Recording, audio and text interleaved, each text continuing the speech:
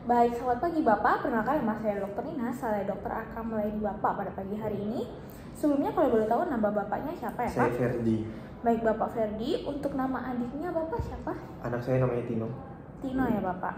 Baik, untuk adik Tino sekarang usianya berapa tahun Pak? Sekarang 1 bulan, Dok. 1 bulan ya. Oke, berarti jenis kelaminnya laki-laki ya Pak? Iya, laki-laki. Baik, untuk Bapak sendiri merupakan orang tua dari adik Tino? Iya, saya ayah kandung. Ayah kandungnya Pak. Baik, kalau boleh tahu untuk Bapak dan adik Tino ini alamatnya ada di mana ya Pak? Saya tinggal di Made. Made ya Pak? Berarti di Surabaya ya Pak? Iya, Surabaya. Baik, kalau begitu untuk keluhan utama pada adik Tino ini ada apa ya Pak sampai datang ke sini? Oke, jadi begini, Dok. Ini anak saya, dia itu rewel-rewel terus, Dok. Saya nggak tahu ini kenapa. Jadi saya putuskan gue kesini aja. Siapa tahu ada sakit atau apa, saya juga nggak tahu. Tapi nggak ada demam masalahnya. Pak, pada adik Tino tadi untuk keluhan utamanya suka rewel menangis gitu ya Pak. Kalau boleh tahu untuk menangisnya ini apakah ada durasi tertentu Pak, misalnya pada malam hari atau ya udah sepanjang hari menangis gitu Pak? Dia nangisnya pada malam hari aja, Dok. Pada malam hari saja ya Pak. Oke, kalau boleh tahu ketika menangis ini apakah ada penyakit-penyakit seperti dia terbatuk-batuk atau sesak nafas gitu Pak? Sesak enggak, tapi kalau dia nangis terlalu lama itu batuk, makanya saya khawatir. Jadi saya bawa. Baik Bapak. Baik Bapak, berarti kan sekarang keluhannya dia sering nangis gitu ya Pak. Untuk dulu apa pernah dengan keluhan yang sama Pak? Kayak suka emang rewel gitu Pak? Belum pernah. Belum ya, berarti baru akhir-akhir ini ya Pak? Iya, benar. Oke, baik. Kalau dulu apa ada riwayat infeksi Pak? Mungkin seperti demam gitu Pak, atau flu, sesak nafas gitu? Gak ada sih. Gak ada ya Pak, berarti belum pernah ada riwayat infeksi ya. Kalau untuk alergi, apakah adik Tino ini ada alergi gitu Pak? Mungkin kalau diberi ASI dia kayak menolak gitu, terus ada ruam-ruam gitu Pak? Sejauh ini dia minum ASI sih, saya belum kasih dia apa-apa. Baik, berarti untuk ASI aman ya sampai sekarang? Iya. Baik, kalau bisa boleh... saya cuma kasih ASI. Baik Bapak, kalau boleh tahu apakah adik Tino ini pernah melakukan rawat inap? Belum pernah. Belum pernah ya. Untuk operasi belum pernah juga? Belum. Baik, selanjutnya saya akan mengkaji untuk riwayat kelahiran adik Tino semasa kehamilannya juga ya Pak. Untuk adik Tino ini sendiri kemarin saat lahir usia kehamilannya berapa bulan ya Pak? Untuk istrinya? Cukup bulan, istri saya lahiran itu 9 bulan. 9 bulan ya, berarti cukup bulan. Apakah terdapat komplikasi saat kelahiran adik Tino ini Pak? Lancar, aman, Lancar, gak ada ya. komplikasi. Oke, baik. Kalau boleh tahu untuk adik Tio ini saat lahir apakah menangis dengan keras gitu Pak? Iya, nangis keras. Nangis keras ya Pak? Ya. Oke, baik. Kalau boleh tahu apakah Bapak ingat untuk berat lahir adik Tino ini berapa ya Pak Madi? Anak saya itu dia lahir 2,8 kilo.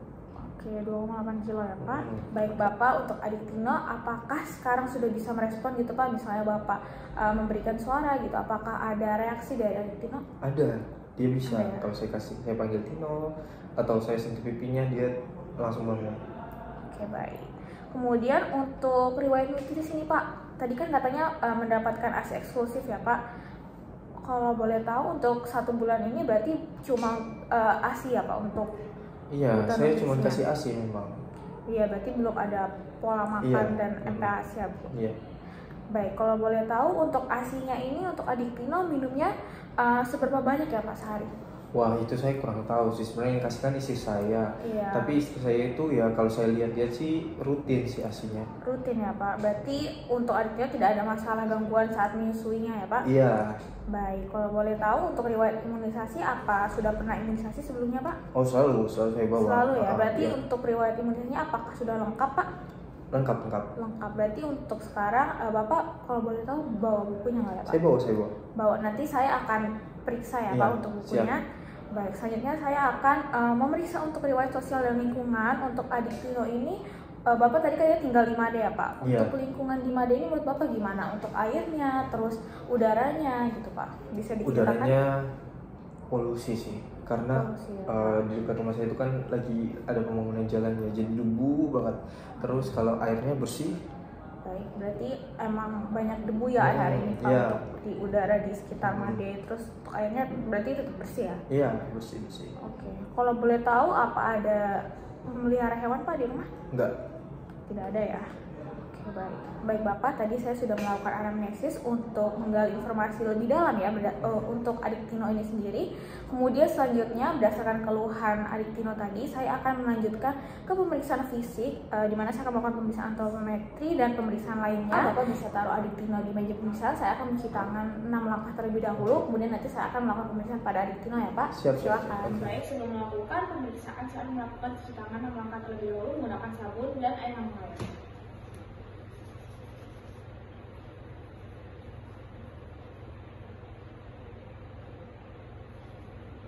Baik, selanjutnya saya akan melanjutkan ke pemeriksaan tanda vital pada bayi.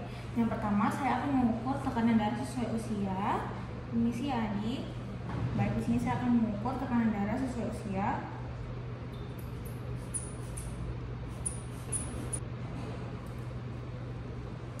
Oke, baik. Untuk tekanan darah pada bayi hasilnya adalah 90/55, maka dari itu bayi dalam keadaan normal. Selanjutnya saya akan mengukur suhu tubuh dengan metode yang sesuai, yaitu saya akan menggunakan metode memeriksa suhu tubuh melalui aksila dan mencatat hasilnya dengan benar. Ini si adik. Baik, kita akan tunggu. Baik, setelah melakukan pengukuran suhu, hasilnya pada bayi untuk suhunya adalah 36,5, maka dari itu bayi dalam keadaan normal. Selanjutnya saya akan menghitung frekuensi denyut jantung dengan tepat dengan menggunakan stetoskop selama 1 menit penuh. Baik, di sini saya akan menghitung frekuensi denyut jantungnya sambil melihat jam ya. 1 menit.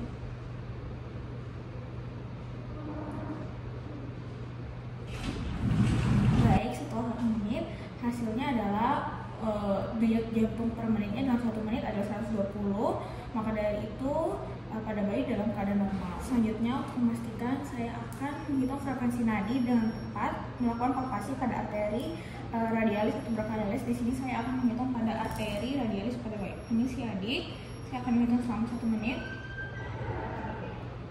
Oke, baik, setelah 1 menit hasilnya juga sama 120 kali per menit, maka dari itu untuk denyut jantung pada bayi hasilnya dalam keadaan normal. Selanjutnya saya akan menghitung frekuensi nafas bayi dan menilai pola pernafasan, entah itu normal, takipneo, atau apakah adanya retraksi. Baik, dapat saya lihat di sini untuk frekuensi nafas bayi pada pola pernafasannya dalam keadaan normal sekitar 40 kali per menit. Kemudian tidak ada tanda-tanda takipneo atau nafas cepat. Kemudian juga tidak ada tanda-tanda retraksi pada pernafasannya, maka dari itu dalam keadaan normal. Selanjutnya saya akan melanjutkan dengan menilai perfusi kapiler. Ini si adik.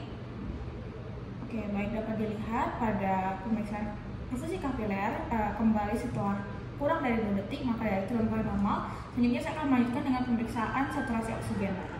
Ini si adik.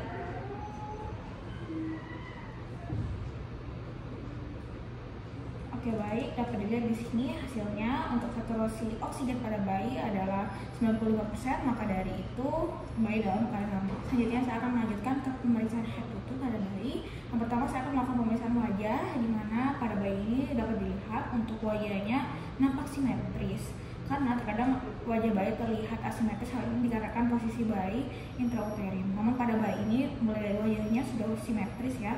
Kemudian perhatikan kalian wajah yang khas seperti mungkin ada ciri-ciri dari sindrom Down, tapi pada bayi sendiri tidak ada ciri-ciri kelainan seperti sindrom Down.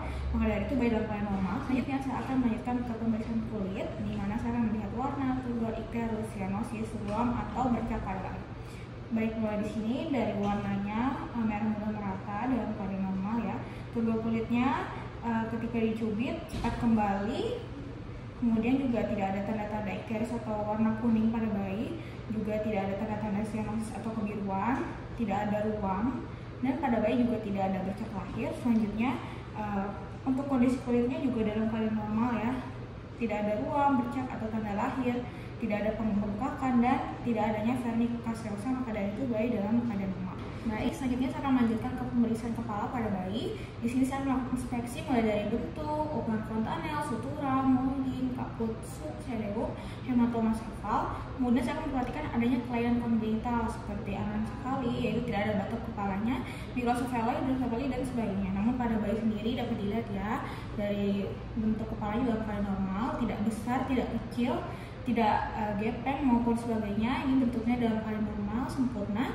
Kemudian periksa apakah adanya trauma kelahiran, misalnya kapus cocleum, hematoma, pendarahan, atau fraktur pada tulang tengkoraknya seperti riwayat patah selama atau dengan tindakan. Pada bayi sendiri tidak ada tanda-tanda trauma ya, tidak ada perdarahan. Maka dari itu untuk pemeriksaan kepala semuanya dalam keadaan normal. Selanjutnya saya akan melanjutkan ke pemeriksaan mata pada bayi. Di sini saya akan memeriksa jumlah posisi dan letak matanya. Mulai dari jumlahnya, matanya ada 2. Kemudian posisi dan letaknya simetris dalam keadaan normal. Selanjutnya saya akan melanjutkan pemeriksaan refleks cahaya. Baik, dapat dilihat ketika saya beri cahaya, bayi refleks menutup matanya. Maka dari itu juga dalam keadaan normal dan tidak ada tanda-tanda infeksi pada mata bayi.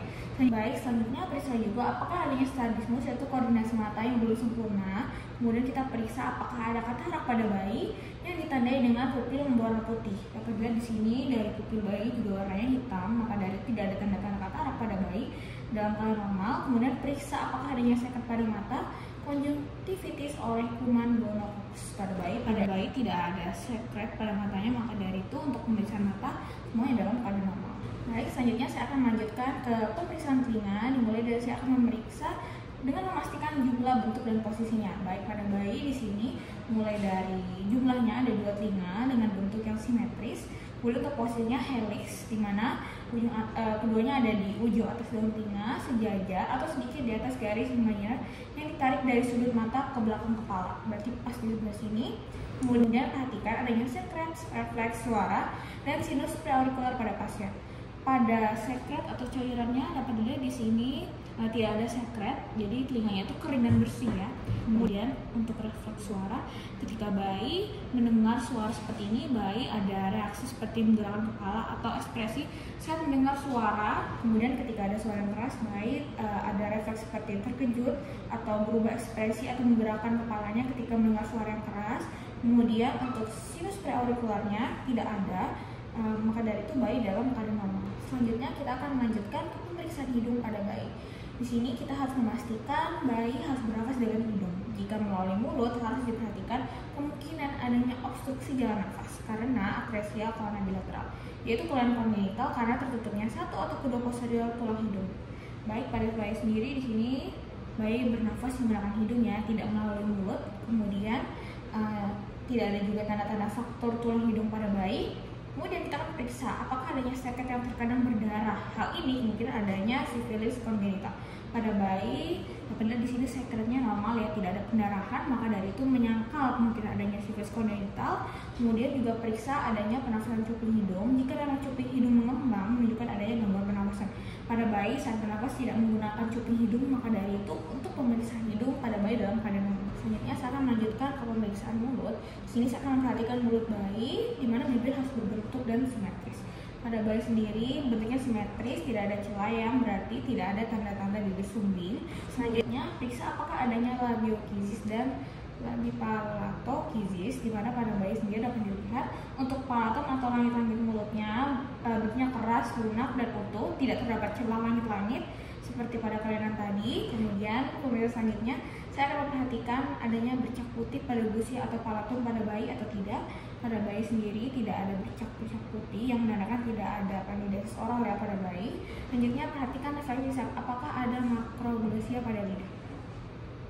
Baik, dapat dilihat ketika saya memberi rangsangan pada bibir bayi ada refleks menghisap. Maka dari itu untuk pemeriksaan mulut pada bayi dalam keadaan normal. Baik, selanjutnya saya akan melanjutkan ke pemeriksaan dada. Yang pertama saya akan melakukan inspeksi. Di sini saya akan memeriksa kesimetrisan gerakan dada saat bernafas, frekuensi dan pola nafasnya, penggunaan otot alat bantu nafas, dan apakah pernafasannya normal atau tidak. Baik, di sini saya sudah melakukan inspeksi. Dapat dilihat untuk pernafasannya sekitar 60 kali per menit, maka dari itu dalam keadaan normal. Selanjutnya saya akan memeriksa apakah adanya pulsasi prekordial pada dinding dada. Baik, di sini tidak terlihat ya adanya pulsasi prekordial pada dinding dadanya. Selanjutnya saya akan melanjutkan ke pemeriksaan perkusi, di mana saya melakukan perkusi pada seluruh lubang paru. Normal akan menghasilkan suara resonan atau sonor. Kemudian saya akan melakukan perkusi pada garis jantung untuk menilai adanya kardiomegali atau tidak. Ini si Adi.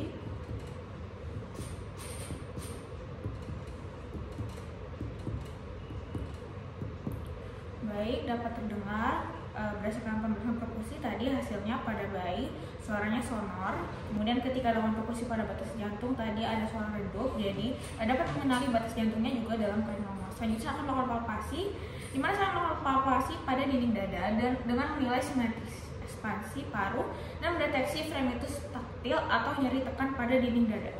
Ini si adik, baik, sini bisa teraba ya, mulai dari dadanya. Baik, pada pemeriksaan palpasi dada juga semuanya dilakukan normal dan pada bayi tidak ada ekspresi nyeri atau kesakitan ketika saya melakukan palpasi, tidak ada nyeri tekan berarti pada dinding dadanya. Selanjutnya saya akan melanjutkan pemeriksaan auskultasi di dada, di mana saya akan memeriksa suara nafas menggunakan stetoskop untuk mengevaluasi kualitas ventilasi dan gangguan reseptif atau obstruktif pada dada pasien. Kemudian saya akan memeriksa bunyi jantung di 5 titik utama, yaitu di katup aorta, katup pulmonal, katup tricuspid, katup mitral, dan normalnya akan terdengar S1 S2 tanpa adanya bunyi tambahan, yaitu murmur patologis. Ini si adik.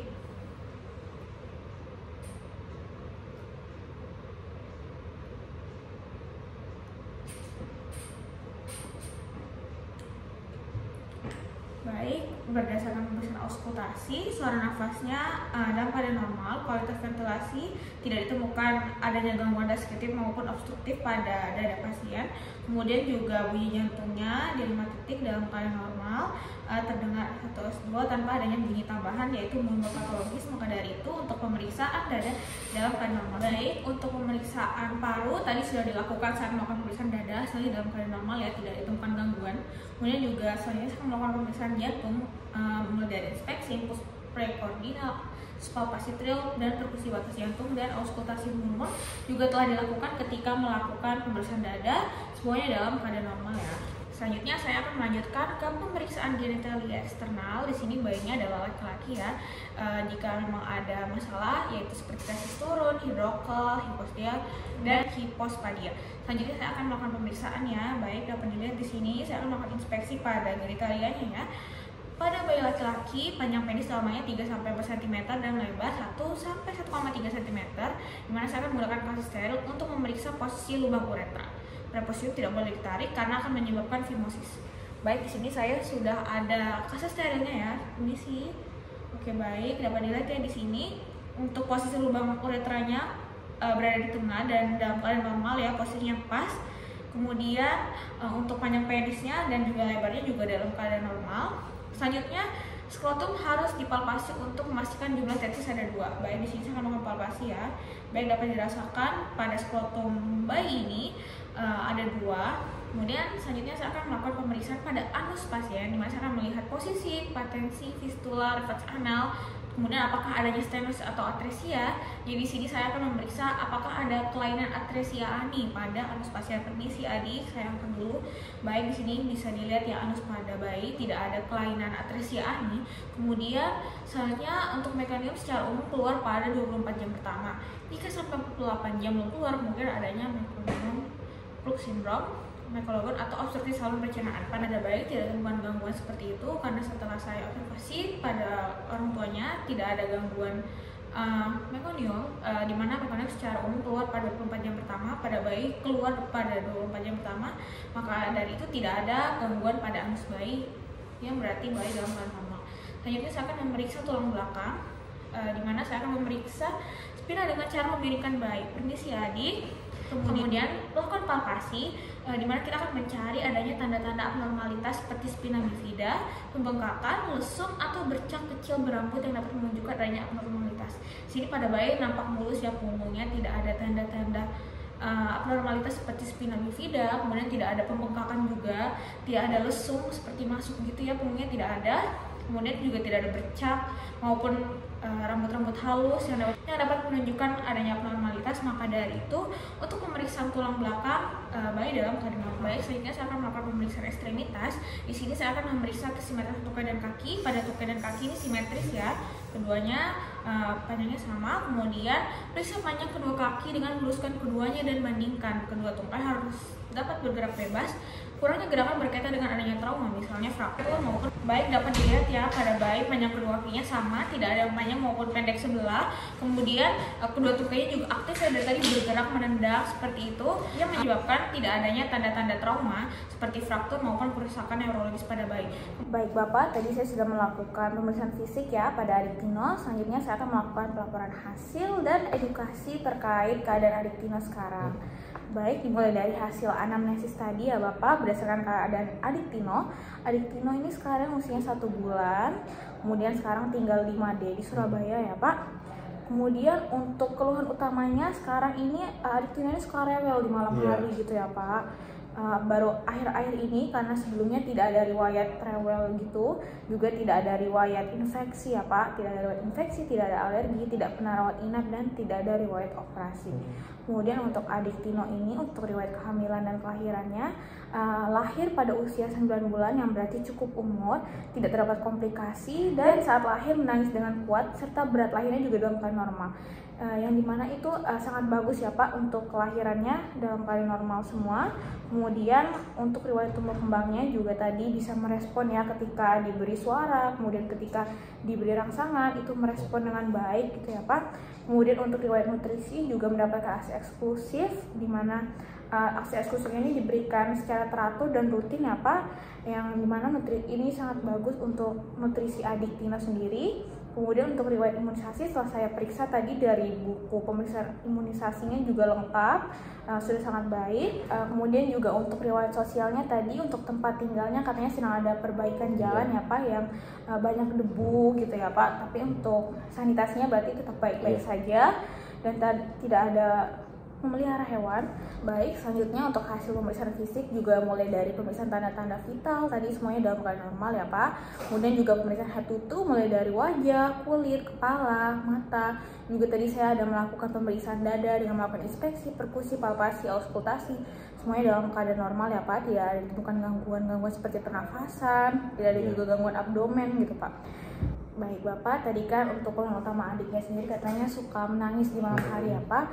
Setelah saya observasi, mungkin untuk adik ini tadi kan katanya untuk riwayat sosialnya di rumah Bapak di Made ini ada pembangunan jalan yang mungkin berisik gitu ya Pak. Mungkin adiknya jadi sering terganggu tidurnya, makanya menangis dengan rewel. Mungkin untuk kedepannya bisa mengkondusifkan untuk lingkungannya ya Pak. Nanti dicoba, jika memang rewelnya berkurang mungkin itu menjadi masalahnya. Namun memang jika tetap rewel, mungkin ditemukan adanya gangguan-gangguan demam gitu Pak, mungkin nanti bisa balik ke sini lagi ya Pak.